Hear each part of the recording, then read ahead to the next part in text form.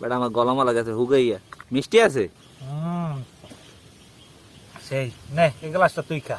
এককালে তাজা কচি কচি ডাবের পানি। ডাব বানাইনার পানি ডাবের কচি আইসাইডে উড়াইতে হইবে।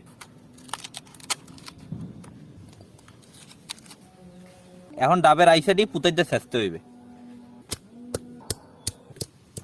ছেঁচা হয়ে গেছে, এখন বানাইতে হইবে। কালারটা তো পুরো একেবারে পুরো করা করা। ডাব বানাইনার পানে প্রথমে দিতে আছি টালা মরিচ, বিট লবণ, চিনি, হরুর তেল, টেঙ্গা, কাসুন্দি। এখন বাটাটা আটকাই ভালো করে ঝিকাই নিতে হইবে।